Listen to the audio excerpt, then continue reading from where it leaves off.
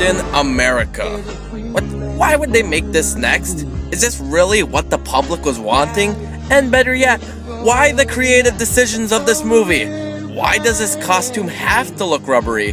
Why does the villain have to have the same complexity as a James Bond villain? Why does this movie have to be as simple as a princess fairy tale? And even those are getting complex. So as you can see, with Howard the Duck, I thought it was pushed too much, and the Punisher just had bad cheesiness. But where the Punisher was enjoyable, Captain America is painful. It feels like a soap opera gone superhero. Heck, should I even call this guy a superhero? All he really does is throw a disc once in a while. He has no charisma, no character, and all around, he makes no sense. If you've seen the Nostalgia Critic review of this movie, you've already known about this, but listen to this. He's picked up by a man who finds him on the side of the road. The man knows Captain America and wants to help him fight Red Skull. So Captain America tells the man that he is feeling sick, and when the man pulls over, Captain America takes the man's car and ditches him. Why? And he does this twice. Ugh. It's hard to support someone who is supposed to help people when all he does is not help people. Well, the story, if you want to call it that, is that a boy is taken from his home by Nazis to be used in an experiment of super muscle growth. However, it fails and he becomes Red Skull.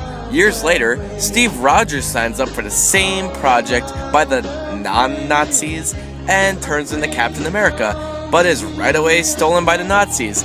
He is strapped to a missile that is sent to America, but he diverts this by simply kicking the side of the wing and green screening himself out of there. Yeah, this effect sucks. He gets trapped in Alaska where the bomb doesn't explode. Okay, that makes no sense. Anyway, 5 decades go by, and this little boy who saw the missile is now the president.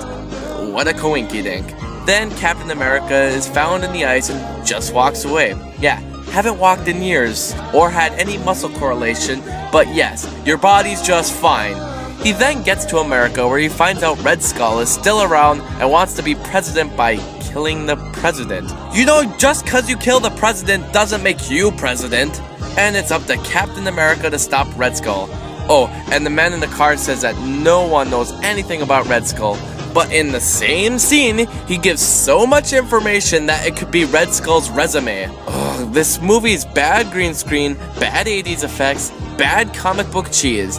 It feels like a movie that is parodying superhero movies, but's taking itself way too seriously. And it's the acting. The acting is terrible. Besides maybe Red Skull's kinda cool voice, everything else just sucks. I can't believe they made this. Oh, and another thing. Every time they show a landmark like White House, they put subtitles. Every time! We know what Washington, D.C. is, editor. Give us some dignity. Even the picture of the film is terrible. Maybe it's because it was a VHS rip, but seriously, everything seems so blandish. No color at all. Even the blue on Captain America's suit looks washed out.